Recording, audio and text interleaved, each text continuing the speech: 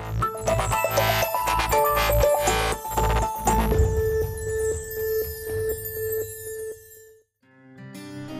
everyone. As you can see, মানে আমি বেশি কথা বললে সবাই বোর হবে। আলমগীর স্যার ইজ হিয়ার, ঋতুদি ইজ হিয়ার। আমরা এখন একটি সিনেমার গল্পের শুটিং করছি।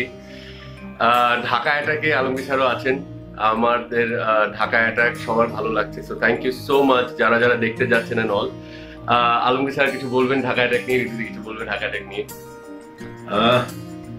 ঢাকা অ্যাটাক তো অবশ্যই একটি সাকসেসফুল ছবি। দীপেন ছবিটা বানিয়েছে, আর আমি কাজ করেছি ছোট্ট একটি রোল অ্যাজ গেস্ট আর্টিস্ট। কিন্তু ছবি দর্শক যেভাবে ছবিটা নিয়েছে, এটা আমাদের চলচ্চিত্রের জন্য একটি সুবাতাস, এবং আমি আশা করি দর্শক এভাবেই ছবি এটা দেখবে এবং ভবিষ্যতে যত ছবি আসবে দেখবে।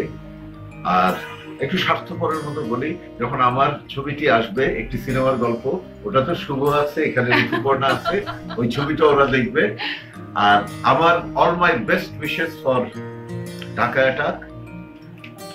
ভালো লাগছে অনেকদিন পর একটি ছবি দর্শক হলে গিয়ে দেখছে।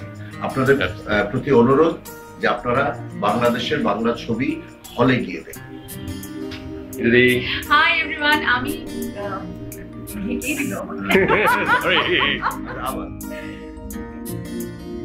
হাই এভরিওয়ান, আমার ভীষণ ভালো লাগছে আবার অনেকদিন পরে ঢাকা চলচ্চিত্রে আমি অভিনয় করছি, এবং আমার ঢাকা আমার খুব একটা সেন্সিটিভ জায়গা যেখানে আমার অনেক ছবি সাকসেসফুল হয়েছে। I am working with the legendary actor Alamgir ভাই অ্যান্ড আর একজন ভেরি প্রমিসিং অ্যান্ড আমাদের একদম রোবাস্ট হিরো আরফিন। আমি উইশ করছি ঢাকা অ্যাটাককে যে আরো আরো আরো অনেক বেশি দিন চলুক, আরো অনেক সাকসেস পাক।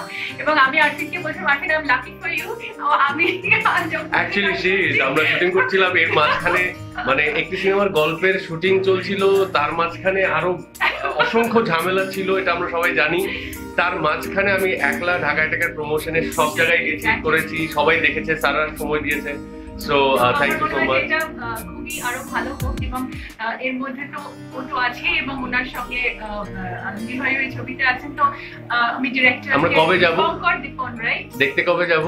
খুব শিগগিরই যাবো। এবং দীপঙ্কর, তোমাকে আমি অনেক অনেক শুভেচ্ছা জানালাম, এবং I just read that you are making Dhaka Attack extreme, that সেটার জন্য শুভেচ্ছা রইল। আমার মনে হয় যে এইভাবেই সিকুয়েল হতে থাক, এইভাবেই ছবি সাকসেস হতে থাক। এবং আলমগীর ভাই যেটা বললেন যে মানে আরো দর্শকরা হলে এসে ছবি দেখুক, এটা আমিও অবভিয়াসলি এন্ডোর্স করছি, কারণ আমরা খুব কষ্ট করে ছবি বানাই, অনেক পরিশ্রম করে ছবি বানাই আপনাদের জন্য।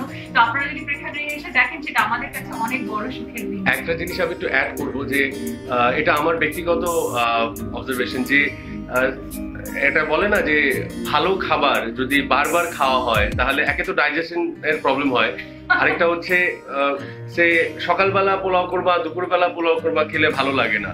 ঢাকা অ্যাটাক যেটা, সেটা একটা ধাঁচের ছবি।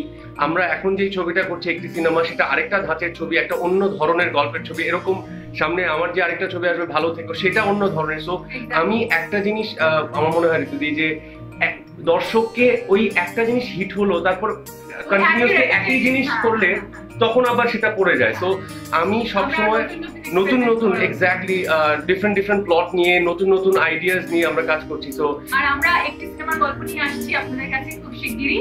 তো let's keep our fingers crossed, এবং আমরা চাইবো যে আপনারা অনেক অনেক অনেক ভালোবাসা দেবেন ওই ছবিকে, এবং ঢাকা অ্যাটাকের জন্য আবার অনেক শুভেচ্ছা। Thank you so much. যারা যারা এখনো দেখেননি তারা প্লিজ ঢাকা অ্যাটাক দেখুন, এবং দলে বলে যান দেখুন। আমি জানি সবাই দেখছে, স্পেশালি ইউথরা। এত ভালো লাগছে, এখনকার দর্শক, নতুন করে দর্শক সৃষ্টি হয়েছে ঢাকা অ্যাটাকের জন্য। So thank you so much সবার এত ভালোবাসার জন্য। Thank you.